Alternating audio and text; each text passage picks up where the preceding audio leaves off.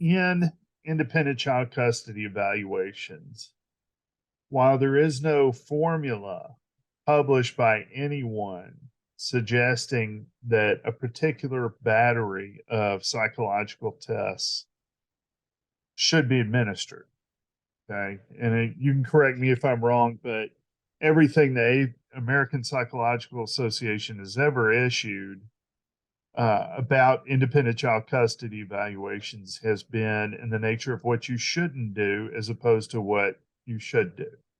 Okay. That being said, if the APA were to appoint you the sole arbiter of psychological testing, which should be administered during and as part of an independent child custody evaluation by an independent court-appointed psychologist, what would those tests be and why? Well, you've opened up a can of worms, so let me jump in. First things first, a custody evaluation is not simply a battery of tests. It is a lot more than a battery of tests.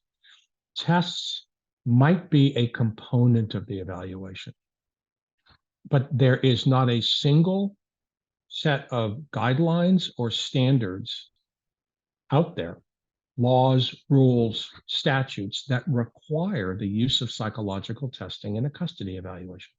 Okay. So in reality, psychological testing can be used, but it doesn't have to be used. Okay. And again, I want to disabuse everyone out there of the notion that testing, that a custody evaluation is testing, or that testing in and of itself is crucial, critical, more meaningful, more helpful than anything else. Okay.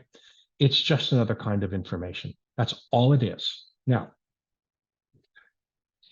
let me be honest with everybody out there. I am one of the, first of all, psychological testing was developed by and is the province of clinical psychologists. So, we've got psychologists, psychiatrists, marriage and family therapists, licensed professional counselors, licensed clinical social workers.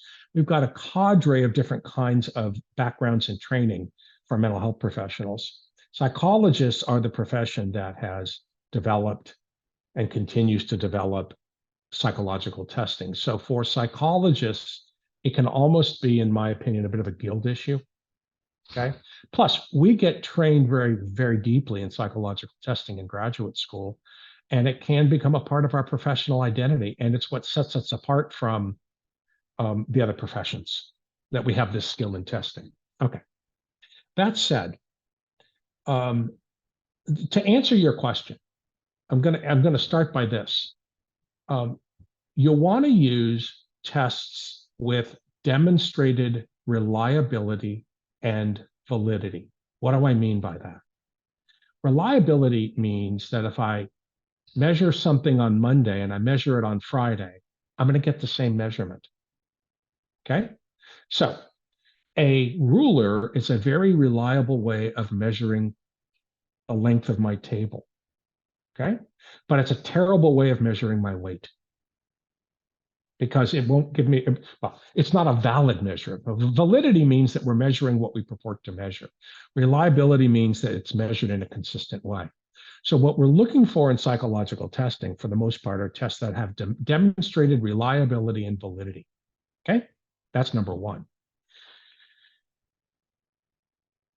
Reliability and validity differs from test to test. And there's different kinds of reliability, different kinds of validity, far too detailed to go into here. But you want to, one of the places that you would look for that is in the test manual or in the scientific literature that has normed these tests. And then there's a web resource. The University of Nebraska, I think it is, has a clearinghouse of independent, neutral, objective reviews of psychological testing called the Burroughs Reviews, B-U-R-O-S. And I invite people, when they're picking tests or reviewing tests, go to the Burroughs Reviews, read what they say about a particular test. Okay. Pay $15 per test review that you want to download. Well spent. I've got a library of them in my computer. If there's a single test that I could choose, but first of all, back up. I don't routinely do testing in my evaluations anymore. Okay, and let me tell you why. Testing carries the false impression of precision and certainty. Okay. If I draw your blood, I can put a smear of your blood on a slide and I can count your red cells. I can be precise and certain. Try measuring a mental construct with precision and certainty. Example, intelligence. Okay. We have a host of intelligence tests on the market. Why? In part because there's money to be made, but in part because there's different concepts and theories about what comprises intelligence, right? So measuring that mental construct of intelligence is daunting, right? It's a measurement, but it's not as precise as we as a psychological profession have, I think, taught you to think it is, taught the bench to think it is. So I think we are responsible for, in part, for helping you believe that these tests give precision and certainty. They don't. They are estimates at best. Okay. Second, tests are normed on target populations. If I want a test that helps me rapidly diagnose people in their 20s coming into an outpatient clinic for outpatient psychotherapy, I want to standardize and normalize that test on that population of human beings. If I then go and apply it to 20-year-olds that are inpatient because they're having a psychotic break or they're suicidal, it's not the same population of people. I can use the test, but the norms for the test have been generated on a different target population. What I'm getting at is that there are really almost no tests on the market with demonstrated reliability and validity that have been normed on a population of people litigating custody of their children. Why is that important? Well, Miles, you know, and I know, and I'm going to speak informally here, that parents who are litigating custody are temporarily psychotic. They are hypervigilant, hyper alert, overly emotional, conflict driven. They can be paranoid. They can be selfish. They can be argumentative. They can just be hell on wheels. And we talked earlier about what people are like when they're under stress, right? These people are under huge stress. So if we don't norm these tests on a population of these litigants, then how do we know that the results that we've derived apply to the people that we're applying it to, right? So those are my cautions about using psychological testing. Okay. That said, I believe that testing is useful to help us generate hypotheses, help us generate questions, to investigate and look into using other investigative methodologies. Okay. So if I could pick a single psychometric instrument to help me generate hypotheses, I would pick, without question, the MMPI, the Minnesota Multiphasic Personality Inventory. Why? Easy to administer, easy to score. 2, it is the single most widely researched psychological test in human history, bar none.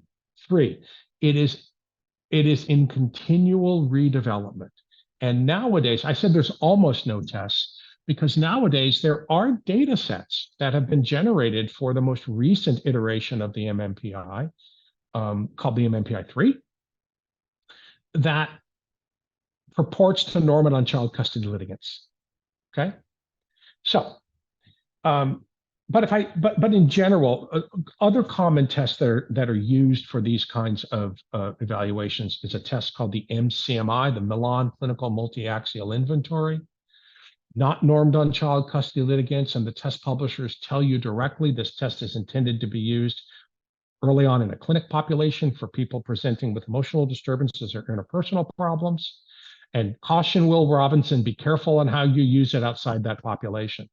I see it in custody evaluations every day, even though what the test publishers are telling you is it's not relevant to your population, don't use it. However, if a psychologist is going to strictly use a test to generate hypotheses, I'm okay with that, right? Because it's just a question. It's not an answer. It's only a question. And if anything that helps me generate more precise questions or better questions, I'm all game for. So why don't I favor using the MCMI-3 or 4? Answer. Very few people use it strictly to generate hypotheses. But even, why don't I use it? Because I know that I will use it strictly to generate hypotheses. When I turn my test results over to you, which I'll do when you subpoena my file, or to your consultant, which I'll do when you subpoena my file, I don't know how they're going to use that data, right? And I don't want to generate data that I think can be misused. So I just don't generate the data, okay? That's why I won't use that test. Plus, the test constructors tell me not to use it. Other tests, there's a number of tests on the market that I see widely used that purport to look at parent-child relationships, okay? The parent-child relationship inventory, the parenting stress index are two of the major ones. They're great general inventories, except that they are self-report measures. The test looks like a test of what it's supposed to be, and it doesn't tell us what the person's test-taking attitude was. It doesn't tell us whether they're being open and honest, whether they're being deceptive. And since it has what we call face validity, it looks like a test of what it is, and it's a self-report measure, it is likely to give me back a picture of that parent that the parent wants me to have, okay? Can I use it to generate hypotheses? Sure, of course I can. Should I use it to generate findings? I don't think so.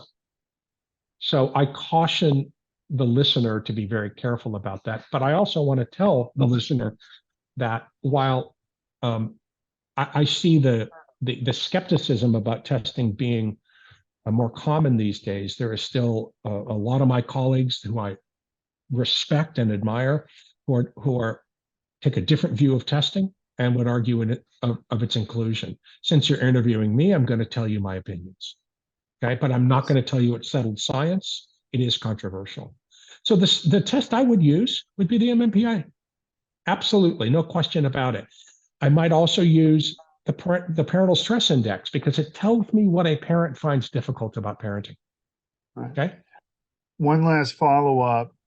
To the extent you haven't already answered this, what pieces of advice do you have for the family lawyer in terms of what you see most commonly misunderstood and incorrectly performed, if you will, along with independent child custody evaluations, especially in your role as a consultant? Sure. First and foremost, an inappropriate reliance on test results. Okay, let's just get that one out of the way. What I all too often see are work products without deep inquiry, where the evaluator asks a series of questions, kind of obvious questions, pretty typical questions, but fails to ask the important follow-up questions. Okay, the tell me more kind of questions, or you say this, they say that, can you help me reconcile? That kind of stuff. So we need to be, I see evaluators listening to the interviewees and quoting them in their report, but I don't see evidence of their asking the follow-up questions that get to the heart of the matter, the funnel. We start with broad, open-ended questions, end with narrow, closed-ended questions. Okay. I see a lack of that going on. I think that's really important. And part of that is that doing that kind of interviewing takes time. Time is money. Psychologists are not inexpensive. These families are financially stressed.